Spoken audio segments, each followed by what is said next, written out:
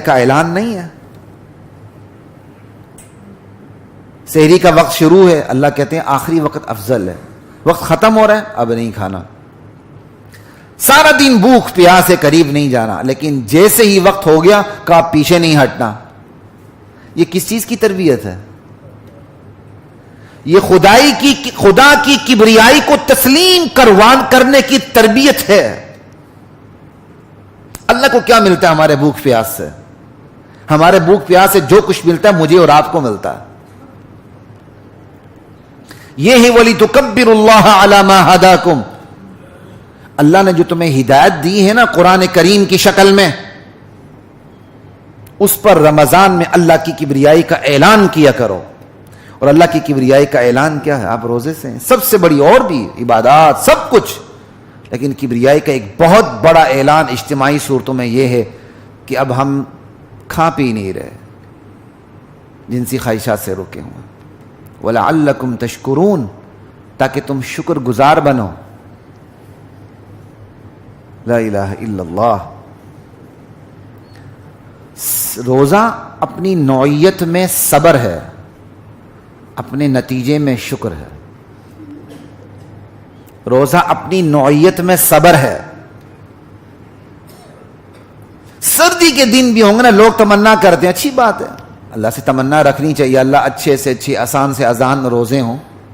اللہ سے کبھی بھی تکلیف نہیں مانگنی چاہیے, لیکن جتنا مرضی آسان روزہ ہو, روزے کی ہیبت ہوتی ہے. روزے کی ہیبت ہوتی ہے. کیوں؟ روزہ اپنی نیچر میں, اپنی نوعیت میں صبر کا نام ہے. ویسے کسی بھی جگہ آپ چاہے 2 دن بیٹھ جائیں, لیکن اگر آرڈر ہو جائے کہ آپ اس جگہ سے 2 گھنٹے ہل نہیں سکتے, بندے پر پھر پتہ چل جاتا ہے وہ 2 گھنٹے کیسے گزرتے ہیں. ویسے چاہے گپوٹیشن میں سارا 202 گھنٹے گزر جائے وہاں. تو صبر, روزہ اپنی نیچر میں, اپنی نوعیت میں صبر ہے, اپنے نتیجے میں شکر ہے. روزے کا نتیجہ شکر نکلتا ہے. وہ کیسے؟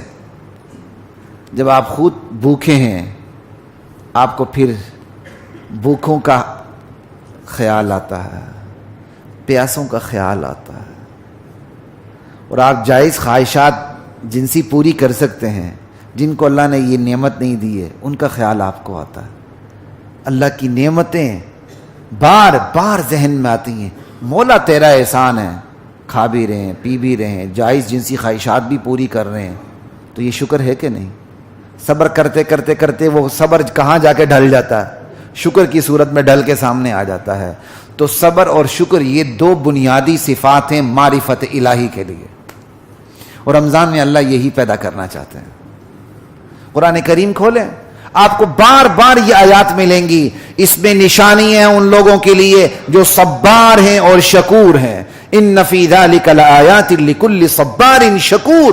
بار بار قرآن کریم میں صبر والوں اور شکر گزار والوں کے لیے بات کی گئی ہے کہ اس میں نشانیاں ہیں. کن کے لیے؟ صبار اور شکور کے لیے. کیوں؟ جس کے اندر ثابت قدمی ہوگی, یہاں سے یہاں اچھلے گا تو اس کو حقیقت کا پتہ نہیں چلے گا. ایک اس کے اندر ثابت قدمی ہو, رنگ برنگی نہ ہو, اور دوسری محسن کا شکر گزار ہونا, وہ جانتا ہو جس نے احسان کیا وہ اس کا احسان بندہ احسان فراموش نہ ہو. یہ 2 چیزیں آ جائیں معرفت مل جاتی ہے. معرفت الہی کی یہی 2 زینے ہیں بس. وگرنہ میرے اور آپ کی کیا حیثیت ہے دنیا کی تحقیقات کے حوالے سے؟ وہ سائنٹسٹ جو دنیا کو خوردبین کی نظر سے دیکھتے ہیں اور اپنے علم کے زور پہ دیکھتے ہیں, وہ اس نتیجے پر پہنچ جاتے ہیں یہ کائنات بغیر بنانے والے کے نہیں بنی, یہ کائنات کسی اتفاقی دھماکے کا نتیجہ نہیں ہے. اس کے باوجود وہ کہتے ہیں ہم اللہ کو ماننا ہی نہیں چاہتے. بڑے بڑے سائنسدانوں کے قول, وہ کہتے ہیں ہمیں یہ چیز گوارا ہی نہیں کہ ہم اللہ کے وجود کو تسلیم کریں. کیوں؟ ان کے اندر شکور والی صفت نہیں ہے. ان کو کوئی دنیا میں کوئی 2 روٹی کھلا دے, تھینکس تھینکس سب کچھ کہیں گے, بڑے بڑے الفاظ آ جائیں گے. وہ جو سب کچھ دے رہے ہیں اس کے بارے میں بڑی ڈٹائی سے کہہ دیتے ہیں کہ ہم اللہ کے وجود کو تسلیم کرنا ہمارے لیے گوارا ہی نہیں. اس لیے روزہ اپنی نیچر اور اپنی نوعیت کے اعتبار سے صبر ہے، لیکن صبر شکر کی صورت میں ڈھل کے سامنے آ جاتا ہے، اور روزے کے ذریعے صبر اور شکر کی صفات کو پروان چڑھاتا ہے اللہ تعالیٰ۔ لیکن صبر کس کے لیے کر رہے ہیں؟ اللہ کے لیے۔ شکر کس کا کر رہے ہیں؟ اللہ کا۔ لیکن اگر وہ اللہ ہی اتنا دور ہو کہ ہماری آواز اس تک پہنچے ہی نہ، جب تک کوئی سفارشی نہ ہو ہم تک اس کو سفارشی افسر دنیا کو کوئی اچھا لگتا؟ اگر ایک آفیسر کے پاس آپ کی ڈائریکٹ پہنچ ہے تو آپ سفارش کے تھرو جائیں گے؟ کبھی بھی نہیں جائیں گے، کبھی بھی نہیں جائیں گے۔ اسی اسٹیٹ بینک میں ایک ان کے بڑے ہوتے تھے، بعد میں ریٹائرڈ ہو گئے۔ جمعے کے بعد میری نشستیں، جب پہلے میرے ٹینیور میں ان کے ساتھ یہاں نشستیں ہوتی تھیں، تو ڈائریکٹ ہی میں ان پروٹوکول سے واقف ہی نہیں ہوں، نہ الحمدللہ ہونا چاہتا ہوں، نہ وہ میرے لیے کوئی ایسی چیز رکھتے تھے، میں ڈائریکٹ ہی چلا جاتا تھا۔ جب وہ کراچی ترقی ہو کے تبدیل ہو کے جانے لگے تو ایک دن میں گیا، انہوں نے جانا تھا، میں نے کہا چلیں کوئی کتاب گفٹ کر دوں اس بہانے، تو ان کا جی اندر کوئی بڑے صاحب ڈپٹی گورنر یا گورنر آئے ہوئے، ملاقات ہو رہی ہے۔ میں واپس ہو گیا، فون پہ بات ہوئی تو گلہ کیا میں آپ کا انتظار کرتا رہا۔ میں نے کہا آیا تھا،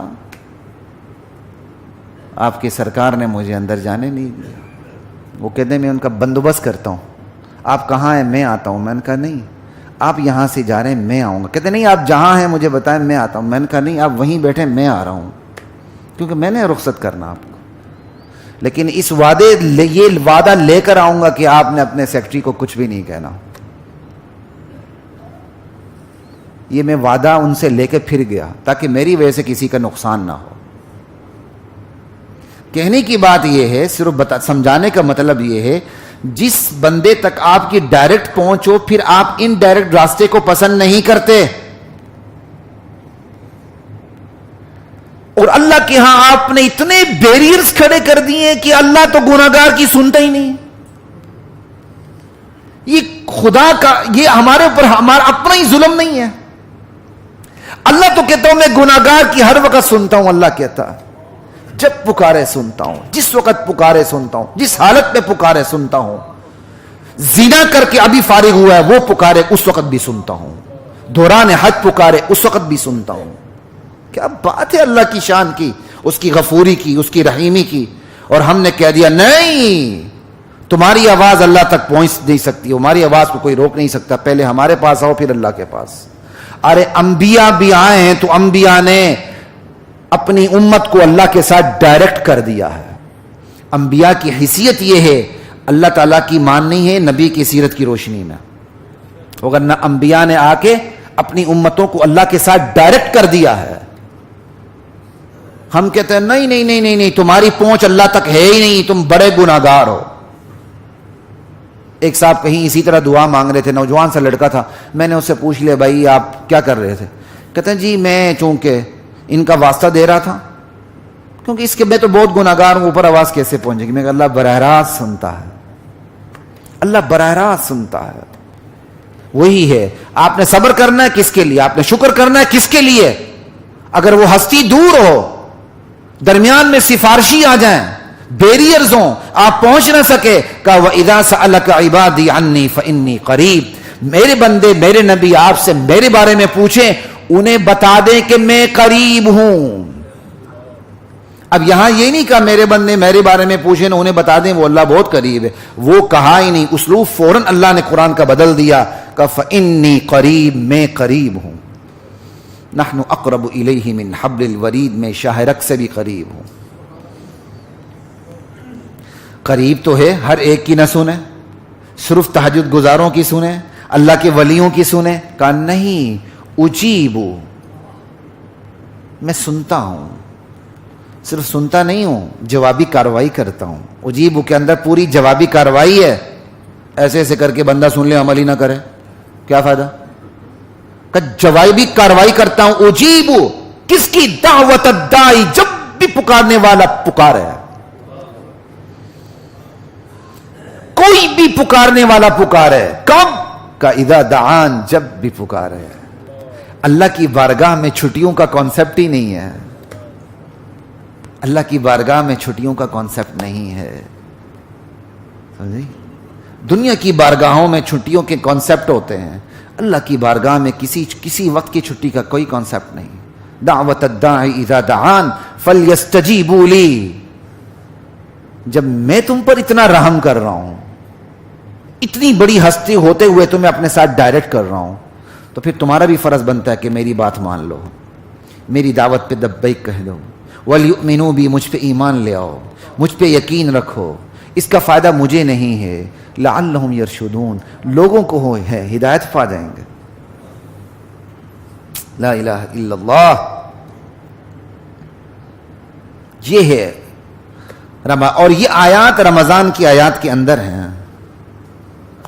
اس لیے جس عبادت میں دل لگتا ہے نفلی عبادت میں وہ کریں.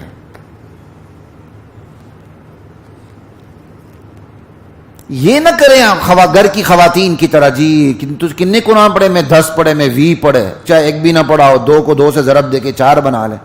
نہ بھائی، ایک ہی پڑھ لو، ترجمے کے ساتھ پڑھ لو ترجمے کے ساتھ، وہ ایک ہی کافی ہے. آدھا پڑھ لو، ترجمے کے ساتھ پڑھ لو، باقی تلاوت بھی کرو. تلاوت کا اپنا ثواب ہے، لیکن اگر آپ کو تلاوت کی سمجھ نہیں آ رہی تو قرآن کا فہم نہیں ملے گا. تلاوت کا اپنا ثواب ہے، اس میں انکار ہے ہی نہیں، کوئی گنجائش انکار کی ہے ہی نہیں ہے. اس کے اثرات بھی ہوتے ہیں، اس کا انکار بھی ناممکن ہے، لیکن دین کی سمجھ منحصر ہے قرآن کو سمجھ کے پڑھنے پہ. اس لیے لکیروں والے ختم نہ کریں ایسے ایسے کر کے. نہ ان حافظوں کے پیچھے تراویح پڑھیں جو آدھے گھنٹے میں 2 سپارے ادھر دے مارتے ہیں. انا للہ و انا الیہ راجعون. یہ حافظ قرآن کے ساتھ مذاق کرتے ہیں، مذاق. نہ ان حافظوں کے پیچھے پڑھیں جو حافظ قرآن ختم پہ آپ سے چندے لیتے ہیں، پیسے لیتے ہیں.